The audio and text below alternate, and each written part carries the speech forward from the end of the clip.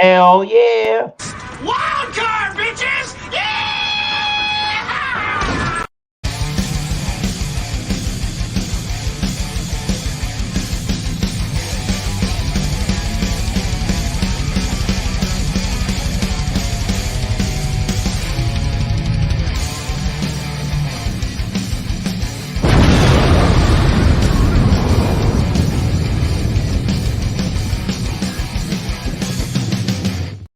And hello. Thank you for stopping by a half an hour later edition of the Massachusetts Reviews Wild Card Wednesday for your October 18th, 2023.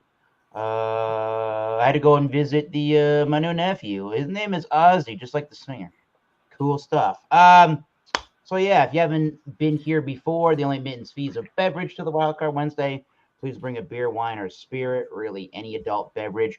Let's have some fun and just please, I will have to police this a little bit. Don't be a douche, you douche. Even if that means if people are getting crazy and talking over each other, I may have to hit the little mute button there on you, but don't take that personally if I have to do that to you. We got Tanner, East Coast Liquor Reviews to our left, or to my right over here. Hello, thank you for stopping by. East Coast Liquor Reviews. Tanner. We're state of Rhode Island, by the way. Cheers. We got Bumpy Road Brews from the great state of New Hampshire. Cheerio. There he is on the YouTubes. We all got YouTube channels. We'll shout that stuff and talk about that stuff a little bit later. This is the Massachusetts Beer Reviews show, for our Thomas Metal 75. Nice. And if you're new to the program, we do 4 rounds on this program. The first round here we're going to do is the presentation of our beer, wine, spirit with a pouring. Second round will be your review. Third round will be your final thoughts and grades. And fourth round, we will do closing remarks with talking about our YouTube channels and shouting out people to watch on the said YouTubes. I think we should probably have a few more people showing up to the program this evening, so stay tuned. We'll bring those people as they come in. Cheers all. Cheers, chat. Yeah. So let's start with the East Coast Liquor Reviews with Tanner and see what beer, wine, or spirit he's drinking this evening with us. All right. So, cheers, everybody. Went to Yankee Spirits today, the one in Swansea. They had some good products. I saw they had the Remus Repeal, but they want like $100 for it. Yep. They actually had some Redwood Empire, the Grizzly Beast, and the other one. Those are like 70 something. Saw more Elijah Craig Toasted for $56. That's super cheap for that. Yeah. I saw this, which was just casually sitting on the shelf. They had 2 of them, and Eric reviewed this I think last week. Yup. Yeah, $50, $50. Ball and Bond, Heaven Hill Ball and Bond, Kentucky Straight Bourbon Whiskey. 7 years old, right there on the front of the label. This bourbon is 7 years old. Heaven Hill, also known as Evan Williams, but this is the Heaven Hill Distillery. Yeah, I've actually seen some good some videos where people say some good things about this. There's a little bit on the back. Don't want to read all that. Let's just crack it open, pour it up. Now, I've never seen this before. I know. Did you get yours at Yankee Spirits too, Eric? Yeah. Yep, that's what I saw. So you paid the $50. Yep. That's what I paid. So on while I'm opening this, I'll also go over the on the Breaking Bourbon website. It does say mash bill, 78% corn, 12% malted barley, 10% rye. And then the price, as far as 2019, was so this has been going up in price a little bit. I believe it actually even was cheaper than that before. But yeah, so you take the plastic off. It does have a nice cork on top there. So we'll be using the 6-category scoring system where we do 10 points for aesthetics, 20 points for nose, 20 points for flavor, 20 points for mouthfeel, 20 points finish, 10 points for value. Now, my initial upfront review, I'll probably just kind of talk about the whiskey and the appearance, what it looks like. Next time, but as everyone else is doing their reviews, then I'll write down my numbers and I'll give you a number at the end. That way, I'm not just going too far into the review because these can get a little long. Let's pop this open. So a little cork pop. Is that I think that's a real cork. Is it? Real cork. Real cork. Looks real enough to me. Looks like an acorn. Yeah. We'll say I do like the bottle. The bottle is cool. I like the shape. Get yourself a nice decent pour. This is a fresh crack, and I will do a review on my channel after the bottle has a little bit of time to open up. Yeah. But yeah, pours a amber color, nice color for a bourbon. 7 years in that American white oak. Does have that nice reddish tint to it. Some solid alcohol legs as well. 50%, 100 proof. Now we'll see what that's all about next round. So cheers. Cool. Thanks, Tanner. You supposed to look at reviews, everybody. Let's go to New Hampshire with the Bumpy Road Brews channel. All right. So what I am bringing is from Spyglass Brewing Company. They're out of Nashua, New Hampshire. And this one's really hard to read. Decorants. Right. Is that a word? That's a word. I don't know what it means. But anyways, double IPA, 8.1% ABV. This is just under 1 month old. And it says a double IPA hopped with Citra, Motueka, Amarillo, and Nelson Sauvin. So let's go ahead and give it a pour.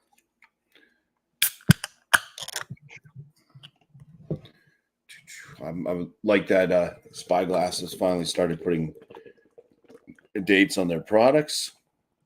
Nice. Never really had an issue with them anyways. So it's been just nice that they started doing that though. So that pours with a really frothy white head.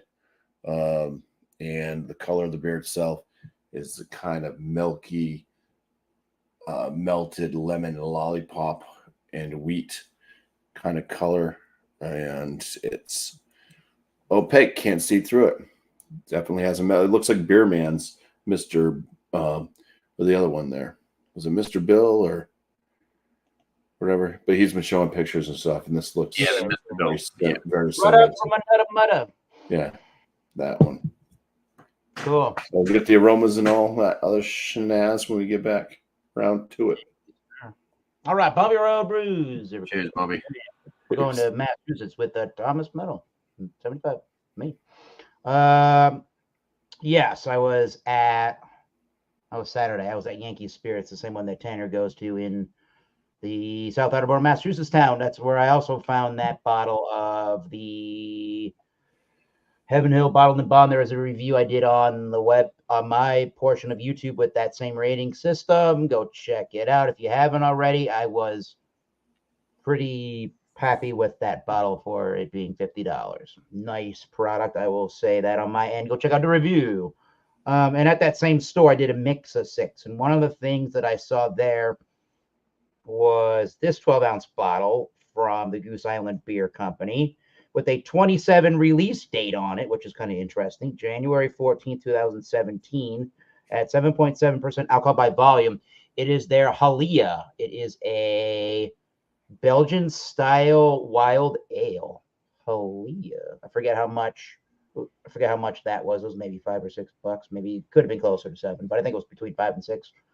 And they say on the side of the bottling, it is Belgian style wild ale fermented in wine barrels with peaches And on the Goose Island website, when you go to the archive beers, I don't think they make this anymore, thus it's in the archive section of their website. Halia is a farmhouse ale aged in wine barrels with whole peaches, resulting in bright, effervescent fruit notes and a soft, hazy body that finishes. I won't give out the tasting notes there. Literally meaning remembrance of a loved one in Hawaiian. Halia was brewed in memory of a dear friend of one of the brewers who loved peaches. They say it was 7.5, but this one says 7.7%. Amarillo hops, 11 IBUs, 2-row Pilsner, torrefied wheat for the malts. That sounds pretty nice. This should be a nice one. Was kind of dumbfounded finding a 2017 wild ale on the shelf. That's pretty cool. And I'm going to use a tulip glass. Oh, I guess tulip glasses and wild ales will usually work pretty good. Oh, it is snap, crackle, pop like a seltzer. And there's zero. Well, that doesn't matter. There is zero head on that thing. That thing just crisped away to nothing. Huh. All right, there is some sediment floating around. It is pretty unfiltered for what it is. There, you can see it floating around there. So, yeah, golden colored, maybe more on the darker lemony yellow look to it. We'll see how she does and how she tastes in a little while here. Yeah, it definitely looks like a snow globe. Cheers, everybody. All right. Cheers. Yeah. Cheers, Eric. What style was that again? I'm sorry, I wasn't paying They say on the bottle Belgian style wild ale, and the website says farmhouse ale. Belgian style farmhouse ale. attention. Yep. We'll see how that It goes. was very bubbly. I could use that style as far as my beer man. Look at that. Something along those lines. Very unfiltered. Very unfiltered. Cool. All right, we'll get to that review in a little bit. Let's round 2, the review time. We'll start back up with the Bumpy Road Brews. Is it me? I thought it was Tanner first. Yeah, I think it's me. Oh, is it you first? All right. Back. Yes, correct. All right. Thank you for not fleeing because I did this wrong. Screw this, I'm out. No. So, the Ball and Bond Heaven Hill. I will say I do really like the presentation. So I gave it a. So actually, I think I'm just gonna go over quick my score and then taste it. And yeah, and then I'll tally it up and give you my number at the end. The aesthetics, I believe. So I did watch your video. I believe you said 8, and I'm gonna go 8 as well. With that being said, for the aesthetics, the color, it's got some awesome color for 50%. One, it's kind of got that reddish tint to it. It's got some really nice legs. So just the color of the whiskey and the presentation of the whiskey itself is really nice. And then also you got this unique but simple but pretty cool looking bottle. I will say I do like the bottle. And then you got some good information on the front. They tell you they say this bourbon is 7 years old. That's nice. See that right on the front. 50%, 100 proof, Ball and Bond. Yeah, so I mean, I just like that they give you that information. I think one thing you noticed, Eric, was that the mash bill wasn't on the bottle or on the website. No. So that's off of Breaking Bourbon. What I said, 78 corn, 12% malted barley, 10% rye. I don't know where they get that. Me either. But that's what they're just saying. So maybe they have some source where they know. But overall, I think 8 out of 10 for the aesthetics. And then the nose, I was nosing it while everybody was going over their products. I get a good amount of like citrus, but then there's like this underlying like cereal grain corn. And I was also getting like cherry notes and like darker cherries, like maybe like a black cherry and more like it's not necessarily like toffee realm of candy. It's more like just straight caramel, like a caramel candy with some vanilla notes and a slight char. Yeah, very Oak, slight. oak, like charred wood. Yeah, overall the nose is pretty good. It was a little when I first poured it, I wasn't getting a good amount of that like ethanol, so it was a little boozy. But now that it's it's been sitting for a good amount of time. It was actually kind of perfect. I know people that'll say for the age, you let it open up for that many minutes. So like 7-year-old, 7 minutes or something. You guys talk for roughly. Wow, that's the first time I've heard of that. All right. That's interesting. Sometimes, yeah, I forgot if it was a specific style whiskey, but I think you could use that as a good rule of thumb for letting a whiskey open up. Yeah, it's pretty solid. I will say it's got some good sweetness, some nice dark fruits. So try it out. Cheers. Cheers. Gross. I didn't say a number for the nose, but I'll write it down.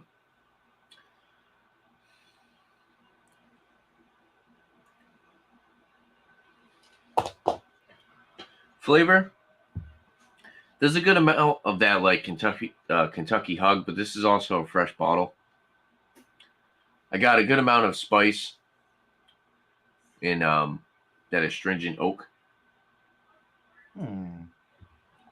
Astringency. Yeah, it is a little drying astringent oak, noticeably. It's got a little bit of that like tannic, like bitterness on the back end from the oak. But up front,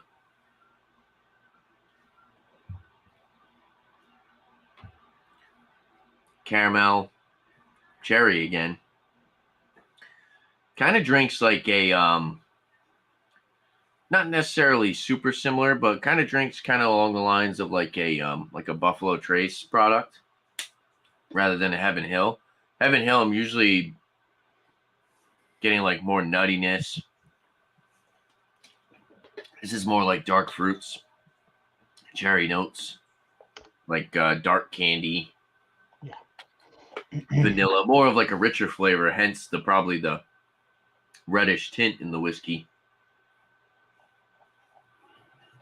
Definitely, a sip of the water helps. Getting more of like a buttery kind of cereal grain.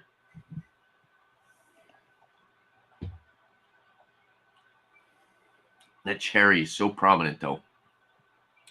It's so distinct, it's hard to try to pick out other flavor notes. But you do get a good amount of spice. I will say it's definitely got like a kind of a rye spice on the finish that's noticeable. I think for this, the finish is where it's at. The flavor, definitely, it doesn't stick around for too long, and then you just get hit with that initial finish, and it kind of takes over. But overall, it's a good product. I'm going to sit here, sip on it, maybe let it open up a little bit more, write down some more numbers. Rather than taking too long going number for each of them, I'm just going to kind of score it while you guys are doing your reviews. So, cheers. Cheers. Cool.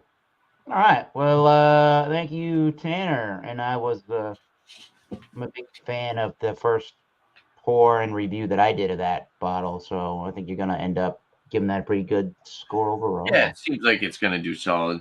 Yeah. We'll come back around and see where she Sure. lands. On to Bumpy Roo with the Cheers. IPA. Cheers, Bobby. Cheers. All right.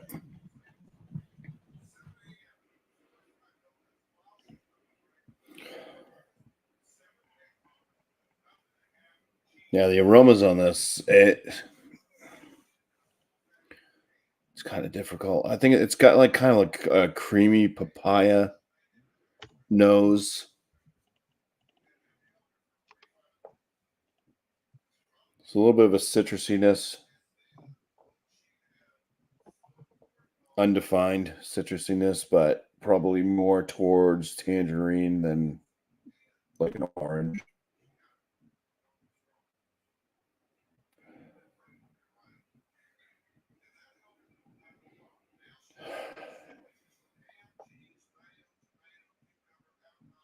Maybe a slight grape note in there. And some breadiness. There's kind of a sweet smell to it as well. That's where I get kind of that creamy papaya. All right, that's all I'm gonna go with. Dive on in here. Cheers. Nice. Cheers, and please be delicious. All right, so nice creamy mouthfeel, nice medium body.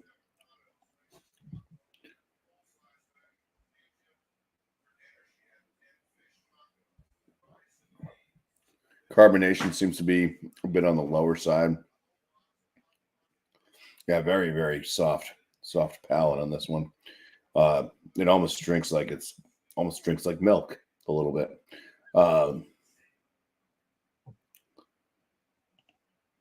The fruit notes on it are pretty kind of low. So I'd say, yeah, it's a little bit kind of like a light grape.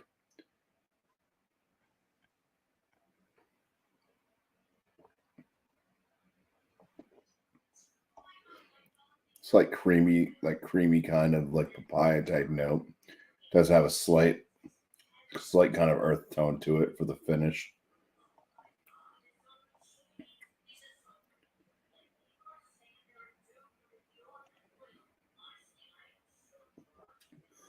It could be a little touch of like a pineapple in there, like cooked pineapple. It's kind of missing that citrus note that I was getting out of the nose. So there's like no tangerine or any citrus action really coming through on the palate for me. Huh. It's usually characteristic of all of our New England IPAs. Right. Huh. Yeah. Bitterness, I'd say, is light moderate. 8.1% ABV. It's fairly well hidden. There is kind of a slight kind of burn. I'm not sure if it's a hop burn, whatever, but there's kind of a burn that's starting to happen a bit in the throat.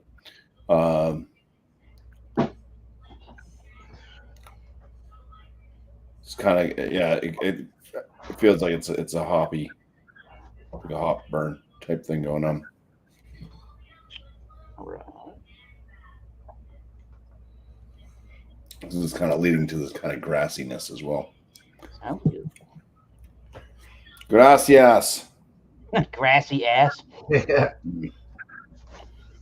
Yeah, this one's different. I looked up decoherence or decurrence, however it's pronounced, and what it is. The term, I'll call it decoherence, is used in many fields of quantum physics to describe the disappearance of absence of certain suppositions of quantum states. Decoherence is decoherence is a consequence of the unavoidable interaction of virtually all physical systems with their environment. So that's why I never heard of that word before or knew what the hell it meant. Quantum physics. But yeah, I'll kind of have a score on this later. Right. It's Very it's good. a little bit different, so but not bad. Well, grassy ass, bumpy road. We'll go over to the show and tell presentation and review of a beer, wine, or spirit with the beer man from the great state of Oregon. Cheers to beer man and the brewer of Bubble Gut Craft Beer. Yes. All right. I hope. Hey, Ryan's in the chat, so I hope you're not mad. I'm gonna do your beer now. One of these anyway on here. I have one more left, but from Ryan's beer reviews, he sent me a land-made farm brewery. It's the Sophie. It's a Simcoe lager. Whoa. And of course, it's from his area and yours on the east. So from our land to your hands. This is it was in it was in an oak fooder. So it was Simcoe single Simcoe all the way through, and it's a 4.5%, canned 9/5/23. Very fresh. No, super fresh. Man. Very fresh.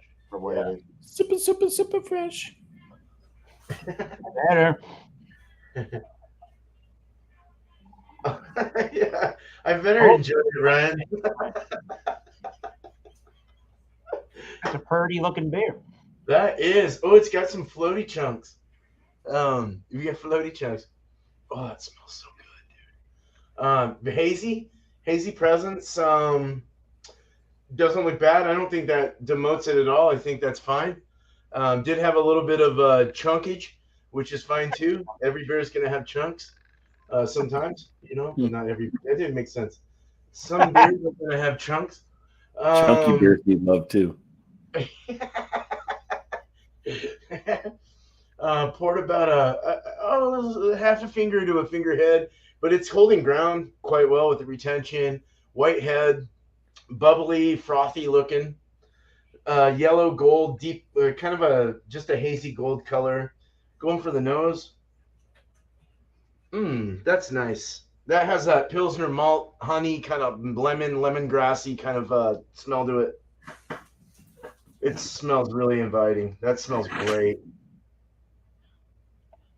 Simcoe has kind of like a piney too. I don't know if I get piney. I definitely get kind of a citrusy, lemony. Let me get the can. Yeasty. I get a little bit of a yeasty bite to it. Bready kind of yeastiness. Lemon. God, it smells really good. I'm gonna drink this. Cheers. Cheers. Roast. Please be delicious. Cheers, beer man. Oh boy. It is delicious. That almost has like a bubble gum, and then I get like a little bit of jalapeno green or something. There's no jalapenos in it, but I get kind of like a green, that green kind of peppery fruit. Wow, lemongrass for sure. It tastes more Germanic than it does American. It's got kind of that thing to it. I don't know. Is there a biscuity flavor to it? Mm-hmm. A little biscuit, a little bit of cracker biscuit, bread. Yeah, big bready. Hell yeah. As far as the body and mouthfeel, body is light, mouthfeel is crispy, and just, dude, there's a crazy flavor going through this, man, right now. I don't know how to describe it. It's very berry like. It's got like berries or some kind of like kiwi or berry or. That's a complex beer. Super complex, man. Wow. Carbonation's medium low. It's not super crazy. Oh my god. That tastes good. I'm getting grape. I get grape juice, kind of a grapiness or something like purple grapes, sweet grapes. Dry finish. I get dry finish. But just all really over the map. and loose and nice. That sounded great, huh? Wet and loose, awesome. But very drinkable, quaffable. This, that, just an excellent lager. Wow. And I would have to call this definitely a Germanic style. It does not taste American to me.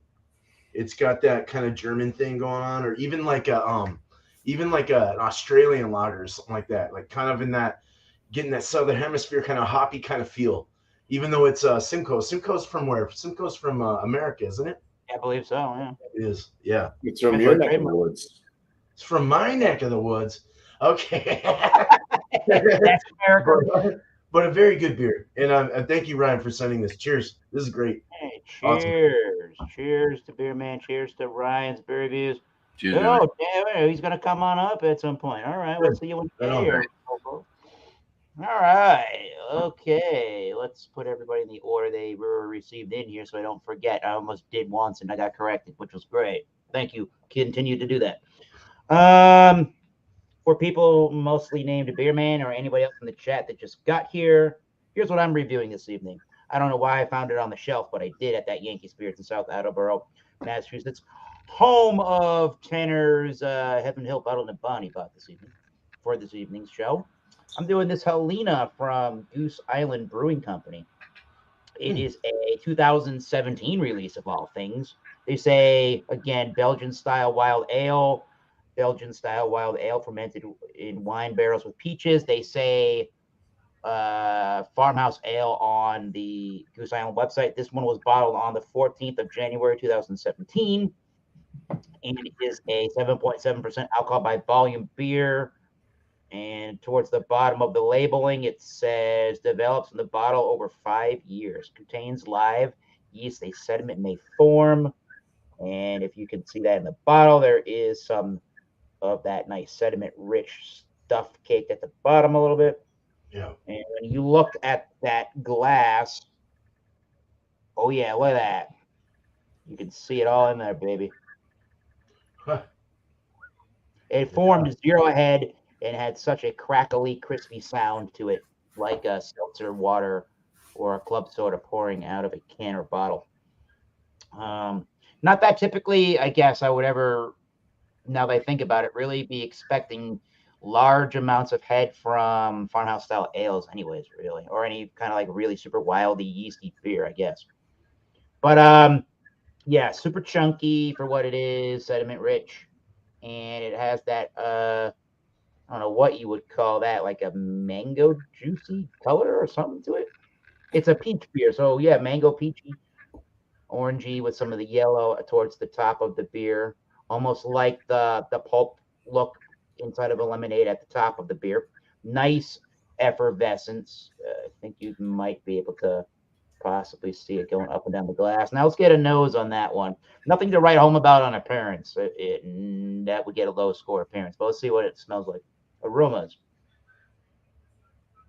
Yeah, wild yeast strain. Definitely getting the Belgian funky yeast strain out of that. Some straw, some hay, some weediness in there. And so they're using torrefied wheat as one of the ingredients. I'm definitely getting a wheat note to it. Don't know what a torrefied version of a wheat is, but I am getting wheatiness.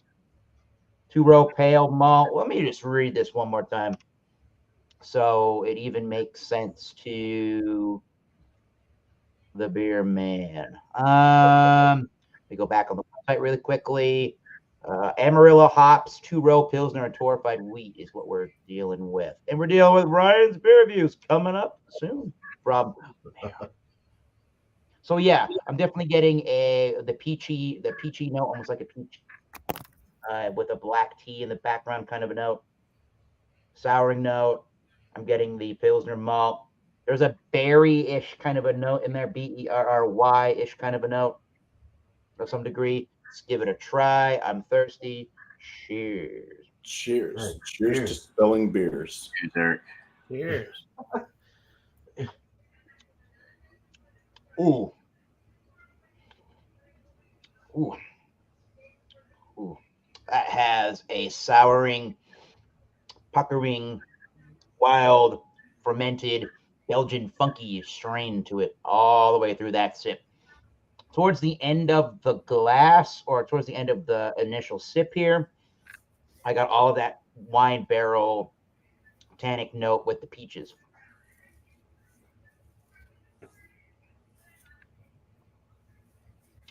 The skin of the peach more than maybe the flesh of the peach, but I'm definitely getting it.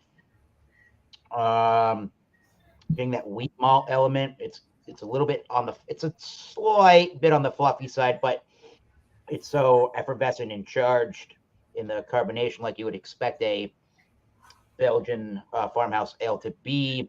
There is a funky tart sour element to it as well. I'm definitely getting a foeder style flavor to that. I know this is a wine barrel, but I don't know. That just seems like a Belgian thing to do. Use a foeder. Hashtag back scratcher nation. What else? Yeah, it's very peachy, and there's some black tea at the end of the sip. Not super complex. I guess in the back of my mind, when I get a Belgian wild ale beer, I think of these tannic, almost vinegary, funky notes, and that's what I'm getting there.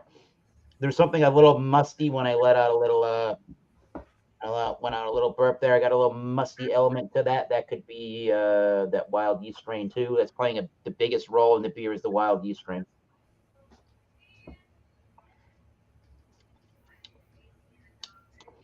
Yeah, at the end of the sip is when you're getting any of the fruitiness from peaches and from a little bit of wine with some black tea kind of elements. I would say the beer is a light medium on the medium side of the body. It's super crisp and effervescent. And is it refreshing? You could argue that this is refreshing. If you had this thing super, super, super cold, it would be super, super, super refreshing. I don't think you really want this particular beer really near room temperature. Not really. I think you want this much cooler, or as cool as you can possibly get it.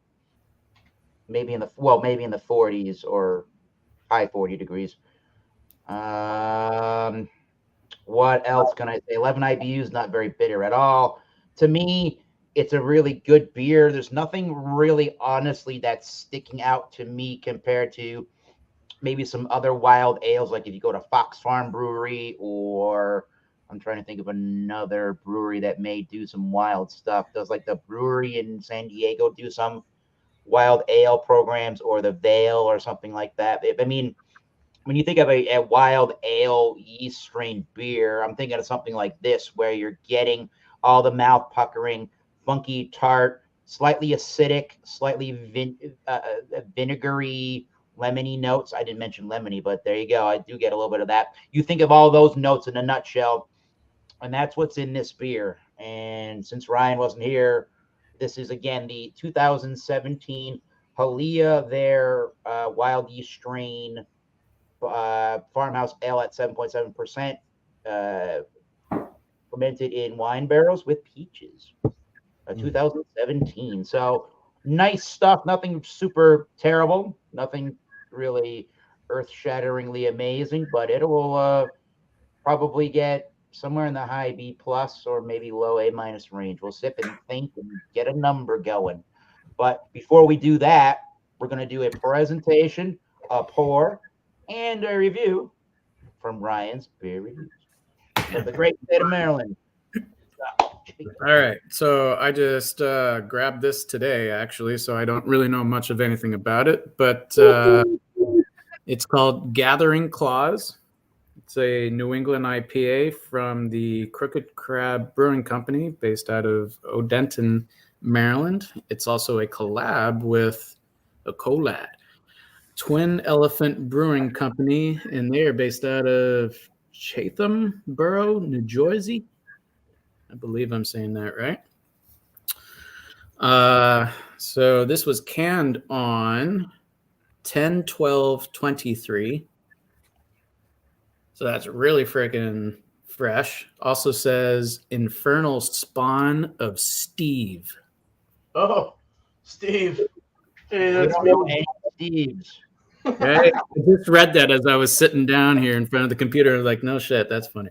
Infernal Spawn of Steve. All right. Dank, hazy, and tropical. So, well.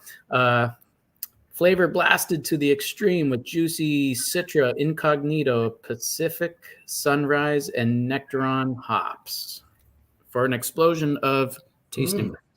Damn, Nectaron's nice. So it's sounded really good. I'm like, all right, I don't know anything about this. I'll grab it. Hell yeah. No.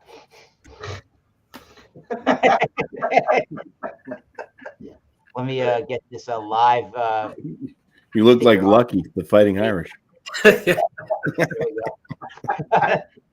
can't see you, Tanner. What the hell is Ontario? Wow, that's milky, dude. Damn.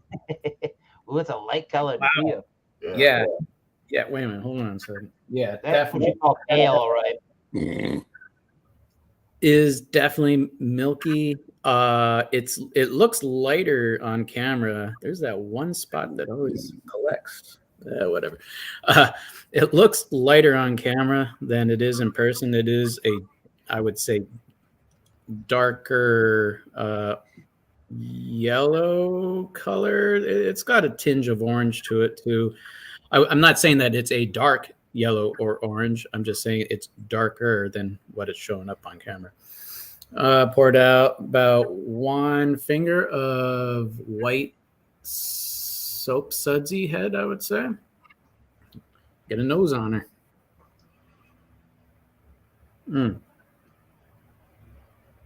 Yeah, definitely tropical notes, like getting some passion fruit in there. Definitely some like orange citrus. Hell yeah. Hell yeah. Hell yeah. Oh my god, I don't even think about saying it is good. It's stuck in my head now. Yeah. Ooh. Yeah, definitely a lot of tropical notes on this one for sure. Like I said, the passion fruit, the orange zest. It's almost it's like a tropical fruit salad. I know I say it often. I hear others say it often, but this I would say to a T. It's just like a melange of tropical fruits. Cool. I'm diving in. Cheers. Cheers. Cheerios. Be delicious. Cheers, Ryan. Cheers. Oh yes. Oh yeah. Okay. Wow. A nice head retention on that too. All right. I'm gonna say higher side of medium body. I don't think I said the ABV. This is 7%, by the way. So That's great. So for 7%, it's got quite a hefty mouthfeel for that. It's smooth. It's creamy. Where's Alex? I'm getting definitely that passion fruit that I was getting on the nose for sure. It's actually everything I was getting on the nose. I'm getting flavor-wise. I'm getting that tropical fruit salad, passion fruit, the orange, which I would actually say is more like a tangerine.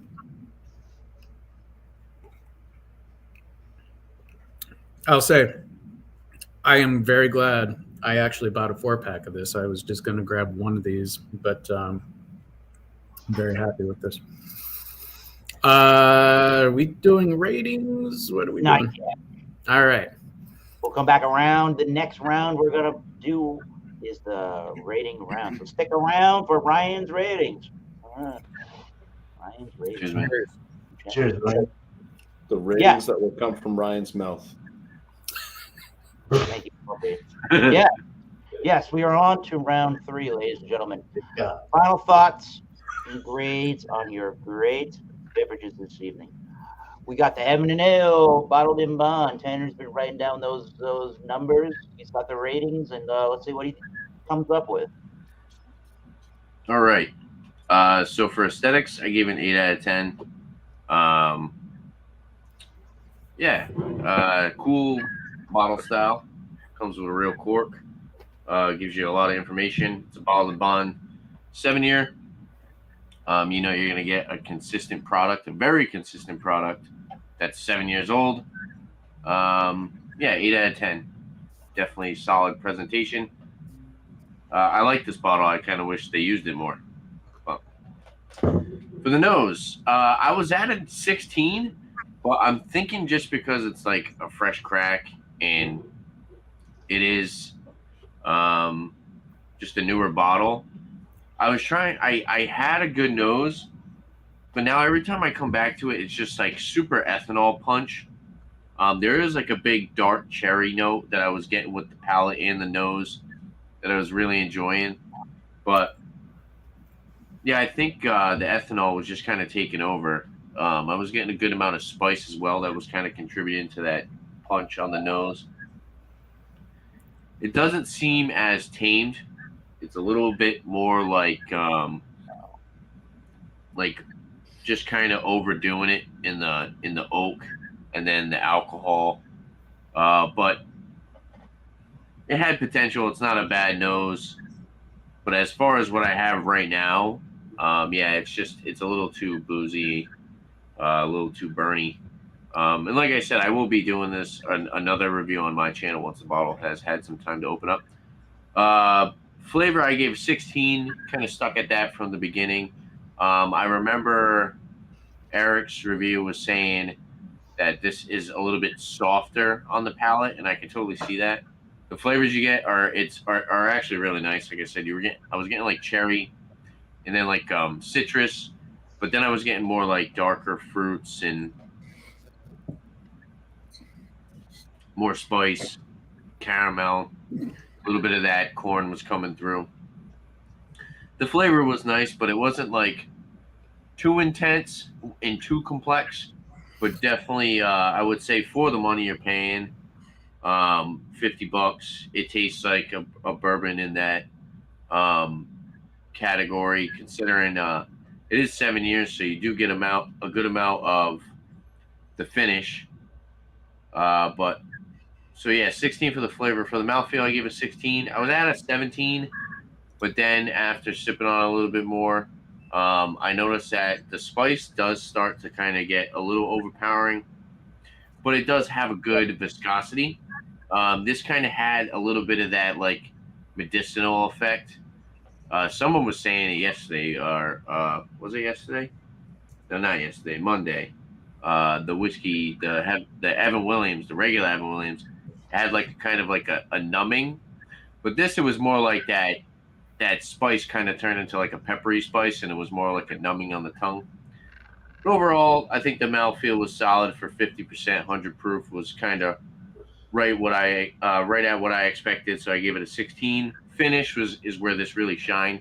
If you like those flavor notes that you would get out of a 7-year bourbon, it's that kind of heavy char, oak and wood, astringent, spicy, with a good amount of sweetness that does still continue to linger.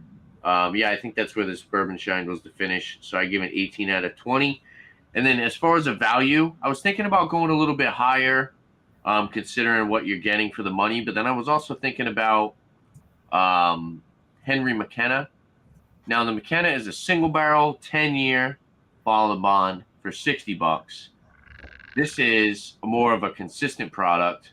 Well, this isn't a single barrel, but it is a 7 years, so it's like 3 years less. Still bottle and bond, not a single barrel, more consistent. So I feel like it kind of compares to that when you look at it. So yeah, I think 7 out of 10 for the value, because you get what you're paying for. $50 for this bottle, it's worth it. It's a bottle of bond, 50%, 100 proof, 7 years. Yeah, just a solid product. That was landing me at an 80 out of 100. So I was really happy with that score. I think that's perfect. That's a perfect number.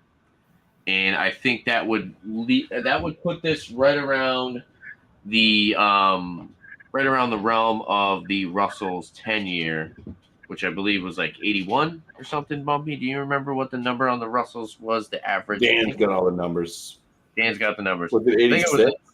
I have it down. I have it written down. I'll look at it and maybe I'll say it after in my shout outs. God but damn I knew it was close to the Russells for sure. I ended up at I think it was an 82 out of 190 the rating. On 82, yeah. And I seem to think Russell's was at an 81. Everybody has their review points. Me, I thought that somebody had asked me on my review in the comments what would have given it a higher score. I actually thought if the mouthfeel and the I think it was mouthfeel was bigger and more oily, and if I think it was the complexity for me that kind of better rating. I think it was the complexity of the nose and the palate itself that just kind of I wasn't super impressed with. But I think with time of letting the bottle open up, I do think that those numbers would increase. For the Russells, I gave the Russells an 82 personally. The panel gave it an 81 as an average, and I gave this an 80. So I would totally put this in the realm with the Russell 10-year. So I'm satisfied with the score. So cheers. Nice. Cool. Cheers. Good stuff. Thank you, Tanner. East Coast Liquor Reviews, everybody. All right, we're gonna go to the bumpy road reviews for final thoughts and grades. Yeah, so this one's like I said, it's different. As far as it's not like super like tropically and like citrusy, juicy. Like it's kind of mellow, tame notes, papaya-esque, kind of earthy, like cooked pineapples.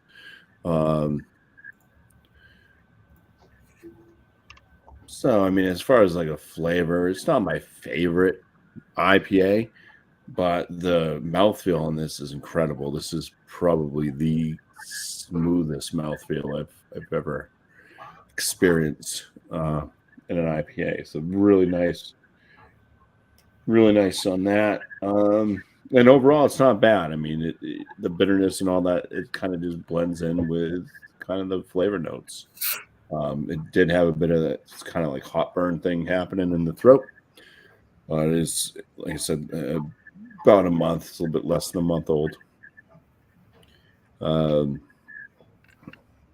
it's a pretty nice beer. I'd score it in the very good range. I'd probably have it right around like a 43 out of 50. Nice, man. That was decoherence, decurrence. Yeah, that word. That word. It's right now. It's actually having a decurrence on my cam because the atmosphere, it's voiding it. Yeah, fuck no. Because quantum physics. I was gonna say there's way too much math. Pick it up. Math is hard. I don't do math. I just do 12 ounces. I like Spyglass's super simple labels, but they look good.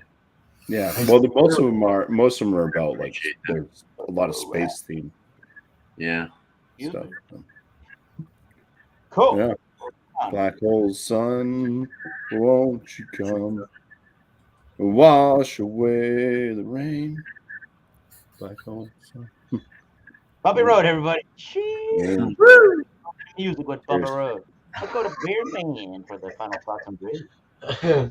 Man, dude, this was I'm done with it. It was so quick to drink. That says enough right there. I really liked the lemony kind of grapiness I was getting out of this. There was just an overall crazy feel all around with like the hop that was used, the Simcoe. To taste something that only has one hop is amazing.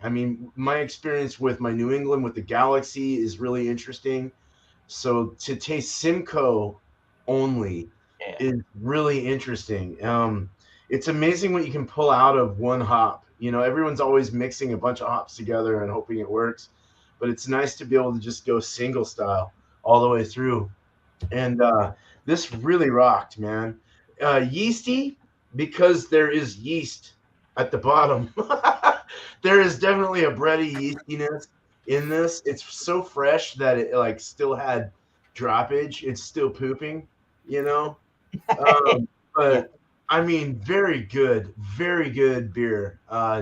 Germanic or maybe Southern Hemisphere-ish, more or less, or something like that. Even though Simcoe is not from Australia or those areas, Zealand, it did have kind of that feel of a Southern Hemisphere kind of liftiness. It was really that nice fruity kind of grapey, lemony citrus. It was just so nice.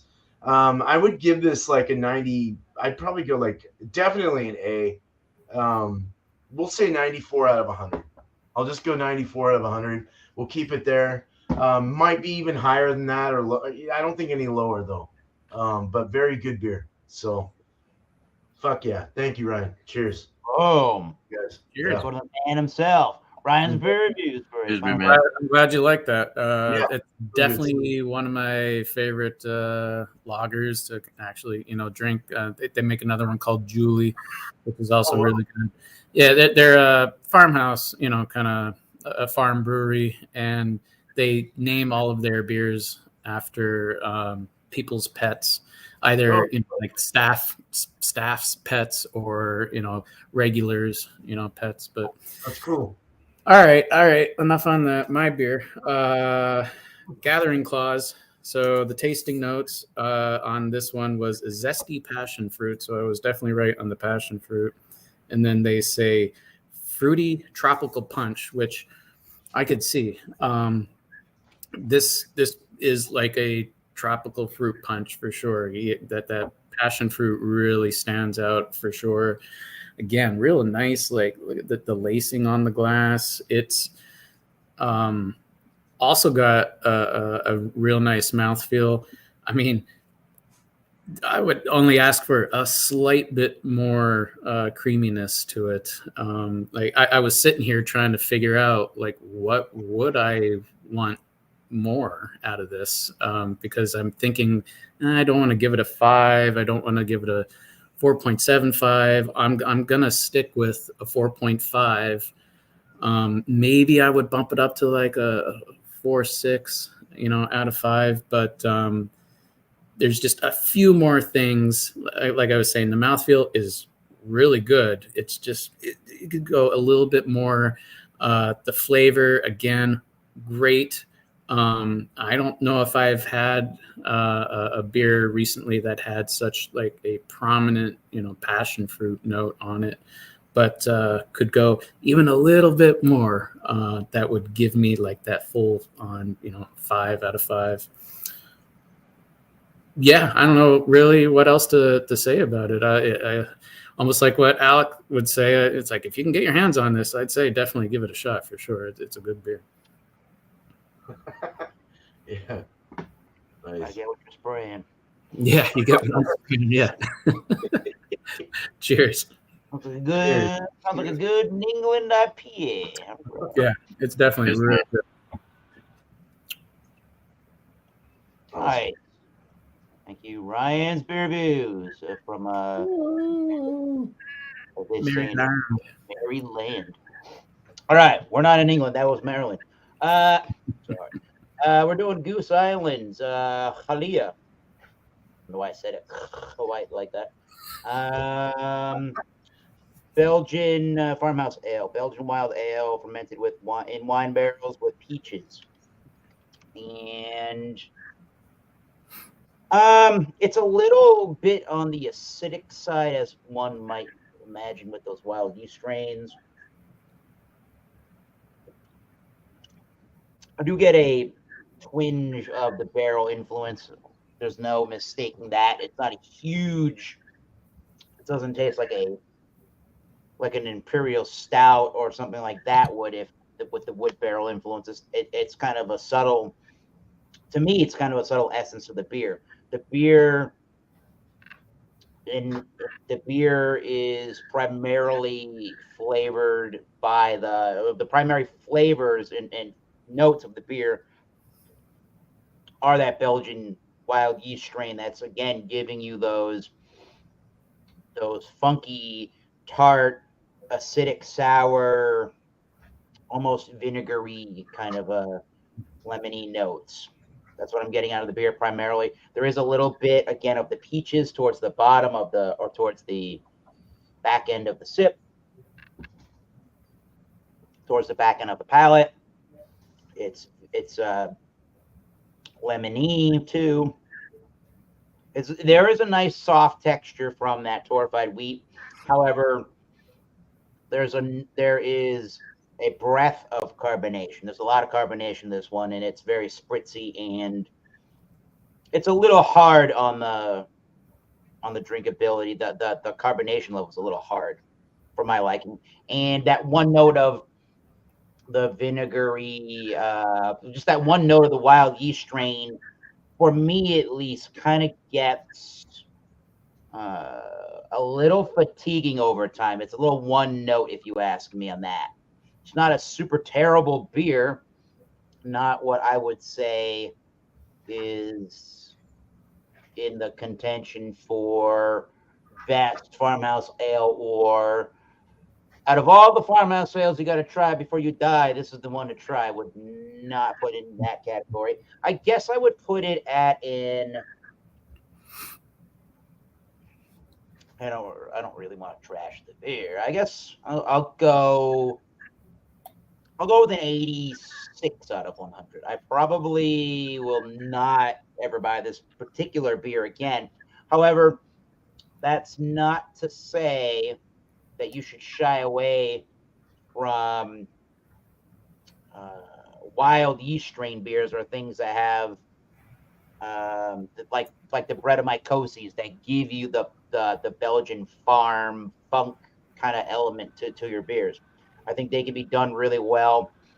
And I think the ones that really, I don't know how long they were aged in those wine barrels. They didn't feel like it was a super long amount of time, just a couple of months. I feel like if you get some finishing age, even up towards like a half of it, like 6 months or something like that, like a half a year, you can really get some nice flavors to them. Like if you get stuff from Fox Farm, if you get stuff probably, I think Hill Farmstead probably has some stuff like that. I think maybe the brewery in San Diego probably has stuff like that. There's a lot of different breweries around the country that do like the farm kind of brewing techniques, or they're brewing in the farm and they're doing beers like this. I think some of those beers do a little bit better at the wild yeast strain and blending it in different kind of barrels to get the flavors they want. This one's a little over the top, the wild yeast strain, but still one to try. If you see it, I wouldn't say don't try it. If you're a wild yeast strain Belgian funky beer fan, this is one to try, but not really too much to write home about. But it was interesting to find a 2017 release of Goose Island just sitting on a shelf. Cool. 86 for the Halia beer. Cool. Round four we go. We're gonna go to round 4, which is we're gonna talk about YouTube channels, see what's going on with everybody else's YouTube channels, and then let's do some shout outs for everybody's YouTube, or let's do some shout outs for who you think would be worthy of our time to watch on the YouTube. So as I like to say here, at this point in time, you got Bumpy Road Brews is his YouTube channel name. Otherwise, all of our YouTube channel names are basically as you read it here. Thomas Metal 75, East Coast Liquor Reviews, Beer Man, Ryan's Beer Reviews, Bumpy Road Brews.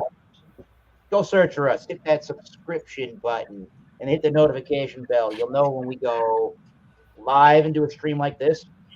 If we go and do a new video premiere where we are in the actual chat of a premiere for a video, or we just have a new video that got posted onto our channels. Hit that subscribe and notification bell. Let's go over to East Coast Liquor Reviews. What's going on the channel? Who should we watch on YouTube? East Coast Liquor Reviews. All right.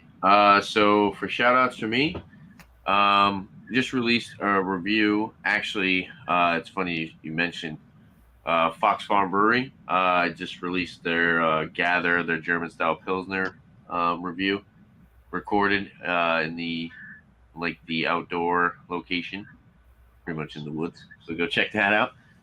It's fun. I like doing beer reviews when I go fishing and stuff. So look out for that. Or go check that out. And then I'm gonna have a review on my channel of the Heaven Hill Bottle and Bond. Once this has some time to open up, I will be releasing a video on that. Then I also have this one that I haven't done a review on it yet. I have had a fair share of it, but yeah, this is the Starlight Distillery's Carl T. Huber's Double Oak Bourbon.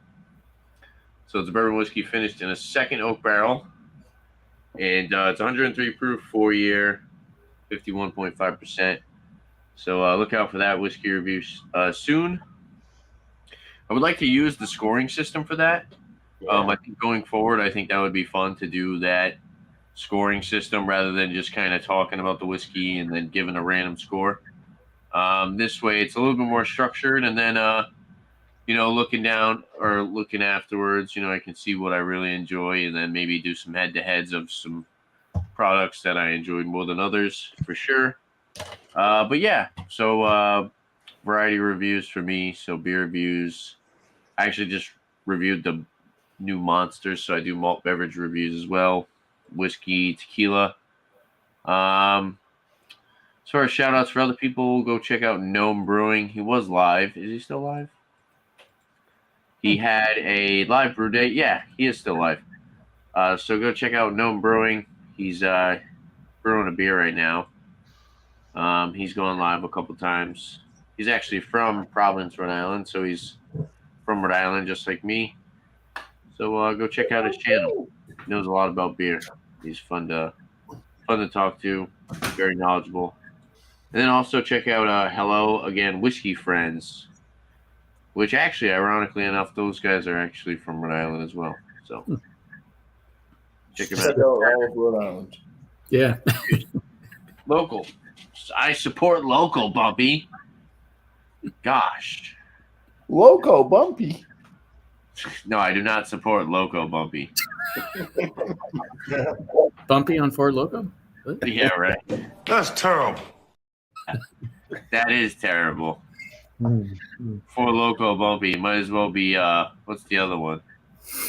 Blue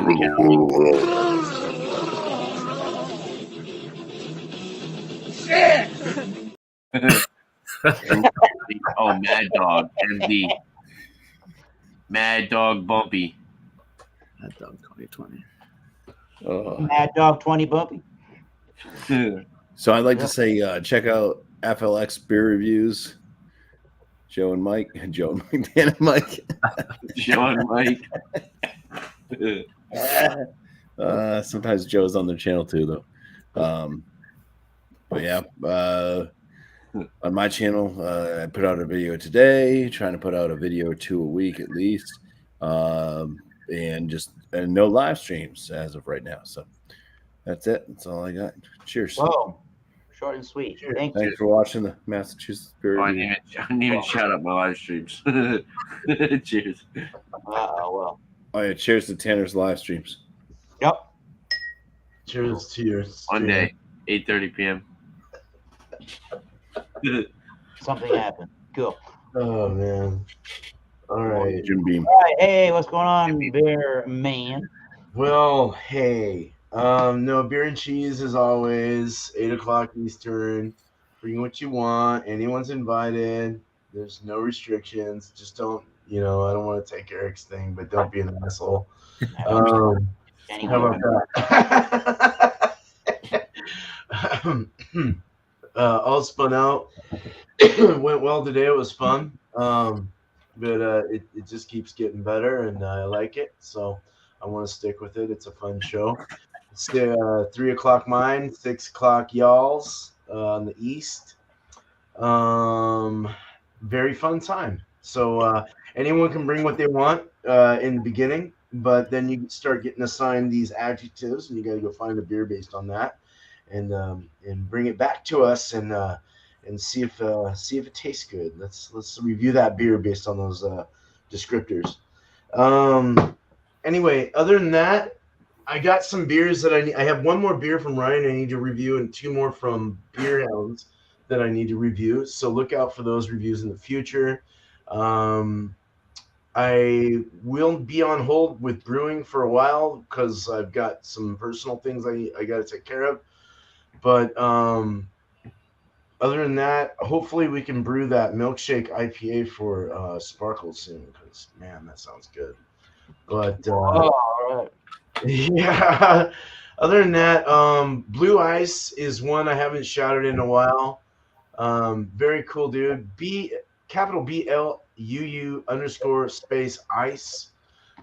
His last thing was Social Fox Troptail New England IPA. He's just always showing up at my lives, and he's always very cool to me with comments. So cheers to you. And of course, Beer Hounds, the last beers were Mr. Bill and Brother from Another Mata. So both Nipas. But tribute to him. He's a great dude. And he's in recovery as well, 184 days. 108, almost a year of staying off of his crud. So that's awesome, dude. So his last one he did was 21st Amendment Brewery Fireside Chat. It's a winter ale. 21st Amendment's Fireside Chat, and it's a winter ale. So go check that out. Yeah, thanks, Eric. Cheers, man. Thank you, sir. The Beer Man, everybody. The what do they like to call him? Beer Man over there? The nose of knowledge. When that causes I don't know about the knowledge. But, Ryan, beer reviews. What's going on your channel? Who should we watch on the internet? All right. So today I released 2 beer reviews. I'm still in the middle of doing my 31 days of pumpkin beer reviews. So today I released the Southern Tier's Warlock Imperial Pumpkin Stout review. Did a cuvee at the end with Southern Tier's Caramel Pumpkin with that, which I was surprised was really freaking good. Also released Idiom Brewing Company's Pour Sap, a hazy IPA, very pine resiny, bitter, as you would expect for a hazy. And then tomorrow I'm doing Witch of Pungo Pumpkin Ale, which I believe, if I remember correctly, is based out of I think it was Hampton Roads, Virginia, as well as a beer that Beerman sent me, the Freedom Family Brewers, their West Coast IPA. Oh, Freem, yeah. Yeah. Spoiler alert, I really liked it. Oh, good. And then, throughout the rest of October, I'm coming out every day with a new pumpkin beer review, along with a normal, if you will, non-pumpkin beer review. So watch out for that. I'm going to be doing, I believe, a live review with Joe from the Beer Patrol of Heavy Seas, the Greater Pumpkin, which is going to be, I believe he said, probably sometime like October 27th or 28th. And then that'll be on his channel. And then he and I are going to be doing a review of another beer that I just sent him. I don't think he opened it yet, so I'm not going to say what it is. He doesn't even know about it yet necessarily. So that'll probably happen sometime in early November. So my shout outs, I was going to shout out Joe from the Beer Patrol. Check him out. He's back from hiatus, pumping out some good beer review content. And Chadio. I'll also shout out Chadio. He's been good to me, shouting me out all the time. So I have to reciprocate here. So cheers. Nice. Very good. Thank you, Ryan, you already have 120 reviews. You're pumping them out every weekend. All right. When did you start? Like a month ago? Maybe 2. That's terrible. Liar than that. Come on. That's great. No, yeah, you've been pumping them out. For what he does. For what we all do, hit that notification bell, everybody. And the subscribe buttons, especially to your host, Thomas Metal 75. And our man's not here as well, but our co-host also and fellow YouTube friend, Alex the Beer Master, will sub in when necessary if I have a work obligation or band-related obligation, family thing going on. All those good things when you can't join. Alex is nice and willing to help out, so I appreciate that immensely. He's got usage of some StreamYard abilities to do that, so very good. Thanks. And he helps out with this, the Wildcard Wednesday. Every Wednesday at 7:30 Eastern Standard Time. Today was 8 p.m. I finally got to meet my nephew Ozzy. That kid's pretty cool. So a couple of again we do it's bring a beer, wine, spirit, any adult beverage. Just don't be a douche. Pretty simple. Go check out some people on the YouTubes. Why don't you? Alex the Beer Master, obviously. Go check out our co-host. Go check out. We talked about Gnome Brewing. Let's go check out Gnome Brewing, or Rhode Island Brewer. We gotta figure out how to get together with that guy with Tanner. That would be cool. Yeah. Well, how about Bourbon Journey? Another one of the many great bourbon-related content creators out there on the YouTubes. If you like the rest of the bourbon YouTube community, that guy is no exception for top 10 lists, individual bourbon reviews. Really good, really knowledgeable, pretty down to earth with his reviews and easy to understand. So my Bourbon Journey in Gnome Brewing, and obviously Alex the Beer Master. Yes, Alex the Beer Master. Woo! Well, she's going nuts. I think she's possessed. Oh, shit. No. Hell yeah! Oh Should play that Oprah gif. play that Oprah gift and say, Oh yeah. No, not that one. Hell yeah. Hell Oh, no. man. I almost called you Whitney Houston. Looks like she got I will always love you. No. Anyways, oh yeah. Last shout out. I'm in a band called Oxblood Forge. That's right. If you like doom and stoner metal and Iron Maiden, go check out Oxblood Forge and Black Sabbath. Our next show is November 11th at Sammy's Patio on Revere Beach in Revere, Massachusetts. If you're in that area for some strange effing reason, John and Illy said he might join. Come and check it out. It'll be real cool. So, yeah. Oxford Forge, go look for us on bandcamp.com to buy merchandise, music, vinyl, CDs, cassette tapes. We got those. And wherever you stream music online, we are there. And thank you, Ryan. This has been great. Cool. So shout out to everybody. We talked about everybody. This is really great. Alex isn't here to say sayonara, see you later. But this is Alex the Beer Masters. And we'll see you later in the next live stream. Alex the Beer Master signing out. And until next time, as I like to say, keep tasting those great beers. Cheers. We'll see you soon. Mr. Lee, is this you talking or the liquor? Man,